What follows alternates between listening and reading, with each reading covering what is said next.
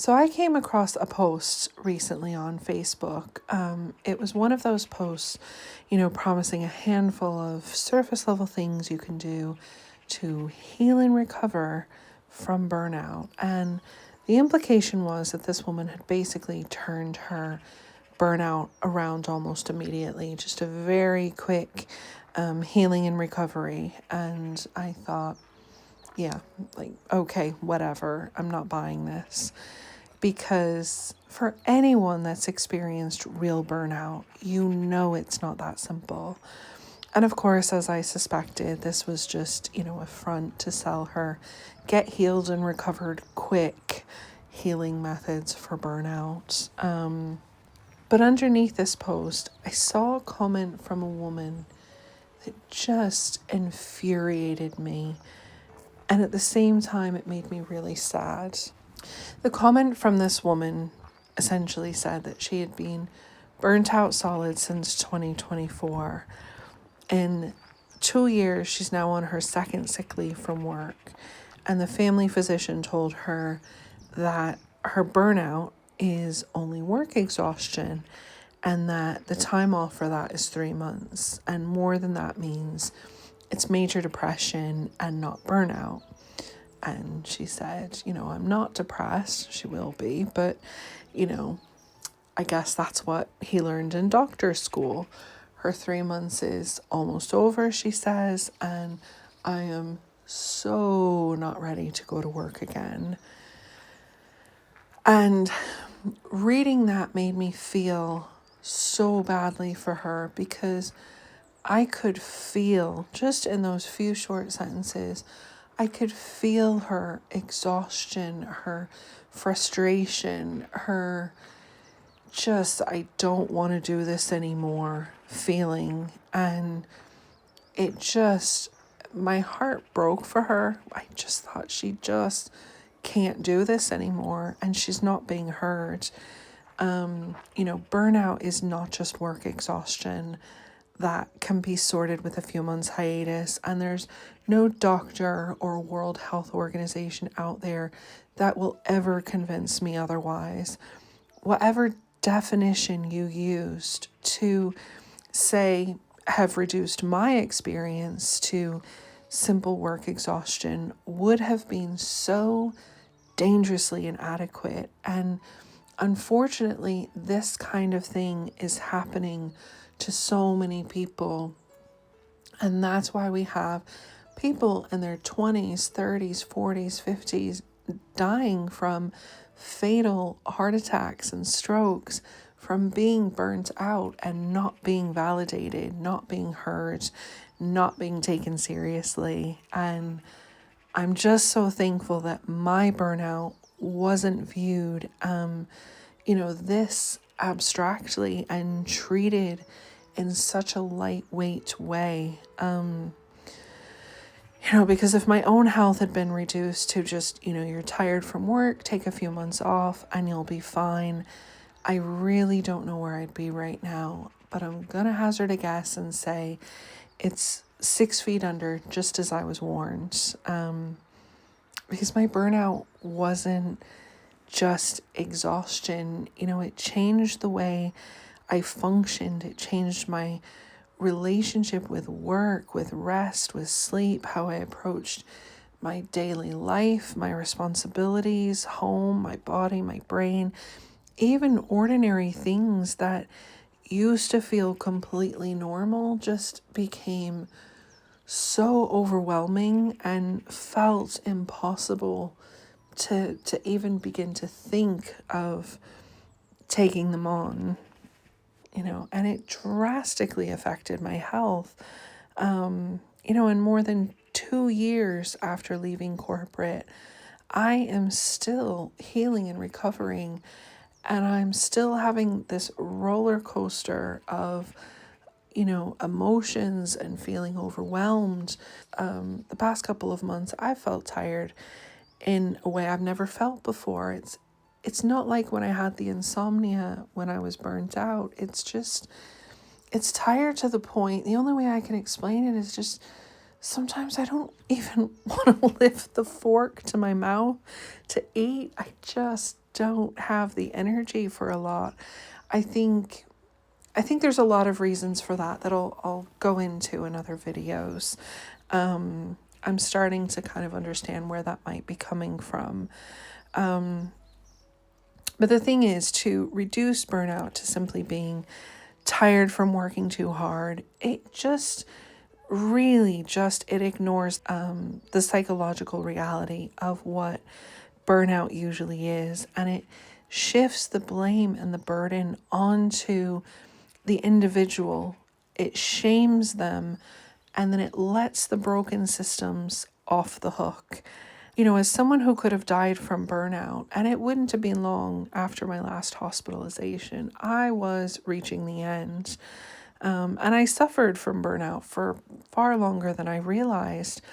It really just upsets me to see burnout be described as just a bit of work exhaustion that a few months can sort out for you. There is clear evidence upon evidence out there that absolutely suggests otherwise. And burnout is rarely caused by a single factor that can just, be prescribed a quick fix.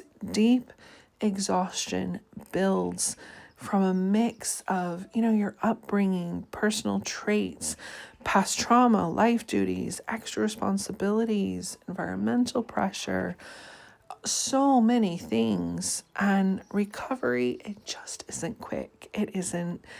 It also requires a long-term shift in how you live, how you set limits, how you handle stress. There is so much that goes in to recovery from burnout that I just had no idea. And I mean, as well, we all have things that can drain us before and after the workday begins and ends. Maybe it's children or aging parents, or just even the everyday task of managing a household. Life stresses outside of work is a major energy drainer as well.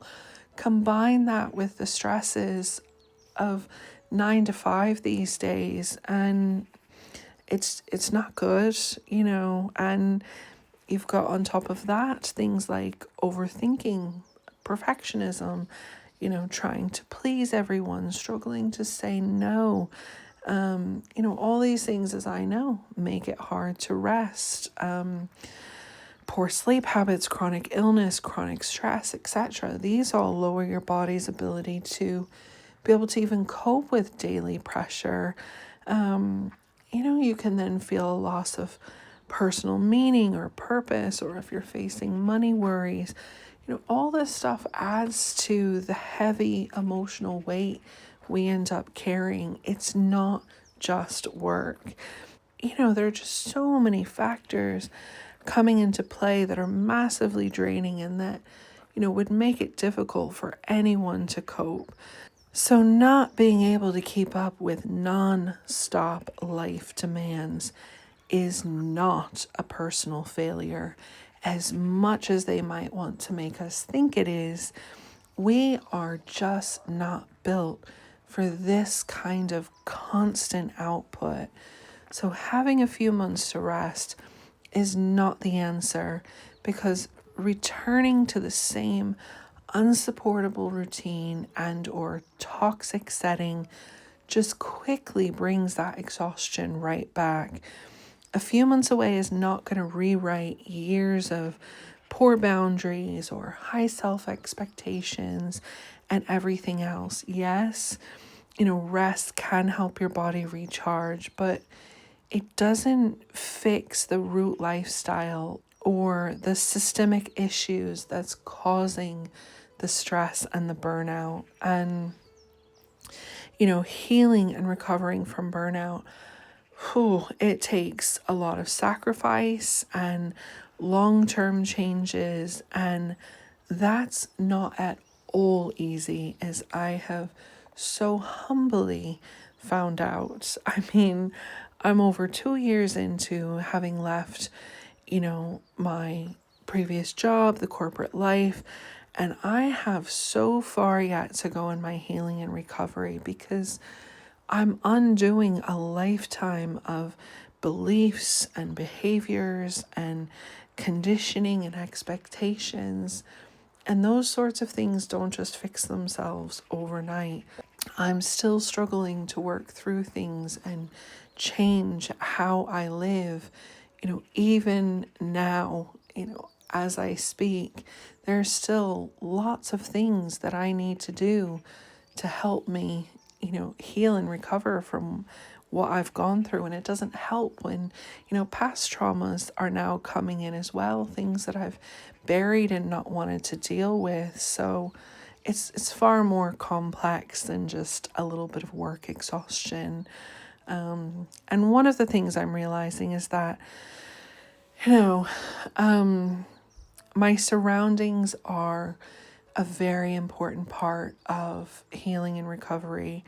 I don't think I ever realized how much it's not a want. I need a safe, comfortable little sanctuary that just makes me feel relaxed. I don't need it to be a big place, but I do need it to be somewhere where I just can let my guard down, and just give my nervous system a bit of space to breathe.